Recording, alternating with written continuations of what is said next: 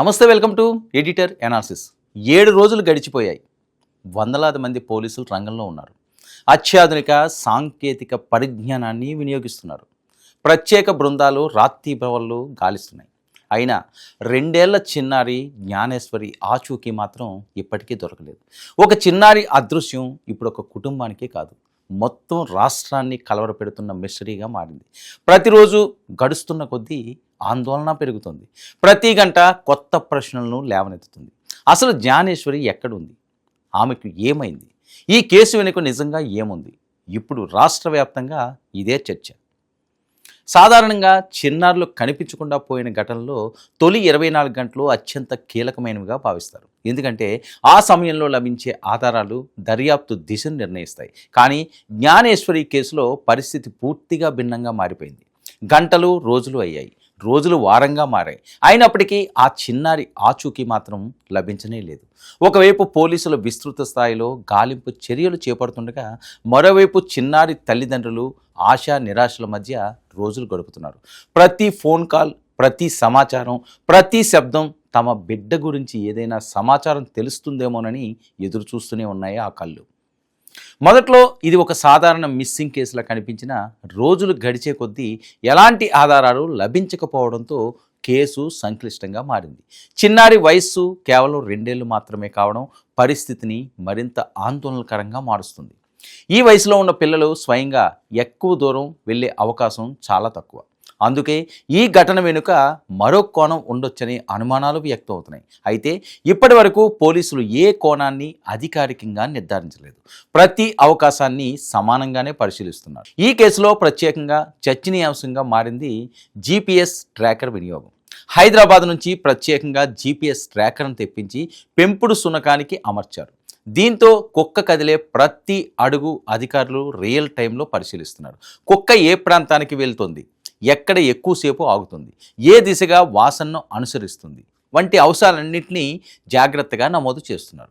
మరి ఈ సాంకేతిక విధానం ద్వారా ఏదైనా కీలక ఆధారం దొరికితే అవకాశం ఉందని అధికారులు భావిస్తున్నారు. అయితే ఇప్పటి వరకు కుక్క చూపించిన ప్రాంతాల్లో కూడా స్పష్టమైన ఆధారాలు లభించలేదని సమాచారం. అయినప్పటికీ పోలీసులు ఆశలు వదులుకోకుండా గాలింపును కొనసాగిస్తూనే ఉన్నారు. చిన్నారి కోసం జరుగుతున్న గాలింపు చర్యలు భారీ స్థాయిలో కొనసాగుతున్నాయి. వందలాది మంది పోలీసులు, రెవెన్యూ సిబ్బంది, గ్రామస్తులు కలిపి జల్లెడ పడుతున్నారు. చెరువులు, కాలువలు, పొలాలు, పాడుబడిన ఇల్లు, ఖాళీ ప్రదేశాలు, చెట్ల పొదలు, వ్యవసాయ భూములు, గ్రామ పరిసర ప్రాంతాలు, ఇలా ప్రతి అంగుళాన్ని జల్లెడ పడుతున్నారు. గ్రామస్తులు కూడా స్వచ్ఛందంగా గాలింపు కార్యక్రమాల్లో పాల్గొంటున్నారు. చిన్నారి క్షేమంగా దొరకాలని అందరూ వేడుకుంటున్నారు. కానీ రోజులు గడుస్తున్నా ఎలాంటి ఆనవాళ్లు దొరకకపోవడం నిరాశనే మిగులుస్తుంది. ఈ కేసులో మరో కీలక అంశం చిన్నారి తల్లి వ్యక్తం చేసిన అనుమానాలు. తన భర్తకు సంబంధించిన కొంతమంది స్నేహితులపై ఆమె అనుమానం వ్యక్తం చేస్తున్నారు.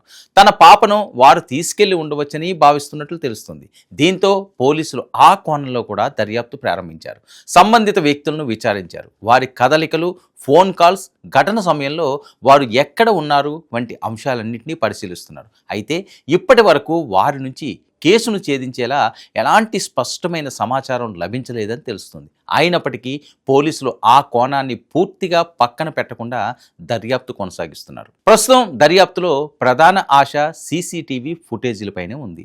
చుట్టుపక్కల గ్రామాలు, ప్రధాన రహదారులు, జంక్షన్లు, పెట్రోల్ బంకులు, దుకాణాలు, ప్రైవేటు భవనాలు, ప్రభుత్వ కార్యాలయాల్లోని కెమెరాల దృశ్యాలను పోలీసులు సేకరిస్తున్నారు. వందల గంటల వీడియో ఫుటేజీలను పరిశీలిస్తున్నారు. చిన్నారిని ఎవరైనా తీసుకెళ్తున్న దృశ్యాలు ఉన్నాయా, అనుమానాస్పద వాహనాలు కనిపించాయా, సంఘటన సమయంలో ఏదైనా అసాధారణ కదలికలు నమోదయ్యాయా అనే అంశాలపై నిశితంగా దృష్టి పెట్టారు. ఈ ఫుటేజీల్లో ఏదైనా చిన్న క్లూ లభించినా కేసు దిశ పూర్తిగా మారే అవకాశం ఉందని అధికారులు భావిస్తున్నారు. ఈ కేసులో ఇప్పటికీ సమాధానం దొరకని ప్రశ్నలు అనేకం ఉన్నాయి. జ్ఞానేశ్వరి ఎక్కడ ఉంది? ఆమెను ఎవరైనా ఎత్తుకెళ్లారా, లేక ప్రమాదవశాత్తు ఏదైనా జరిగిందా? తల్లి అనుమానిస్తున్న వ్యక్తులను ఈ ఘటనతో సంబంధం ఉందా? మరి సీసీ ఫుటేజీల్లో ఏమైనా కీలక ఆధారాలు లభిస్తాయా? జీపీఎస్ ట్రాకర్తో గాలిస్తున్న శునకం కొత్త క్లూ అందిస్తుందా? లేదంటే దర్యాప్తు అధికారులు ఇంకా గుర్తించని మరో కోణం ఈ కేసులో ఉందా? ఈ ప్రశ్నలన్నీ ఇప్పుడు ప్రజల్లో చర్చనీయాంశంగా మారాయి. ఈ కేసులో అత్యంత హృదయ విదారకమైన అంశం తల్లిదండ్రుల పరిస్థితి. 7 రోజులుగా తమ బిడ్డ కోసం ఎదురు చూస్తున్న వారి వేదన మాటల్లో చెప్పలేనిది. ప్రతి క్షణం తమ పాప గురించి ఆలోచిస్తూనే గడుపుతున్నారు. ముఖ్యంగా చిన్నారి తల్లి కన్నీరు మున్నీరుగా విలపిస్తున్న దృశ్యాలు అందరినీ కలిచివేస్తున్నాయి.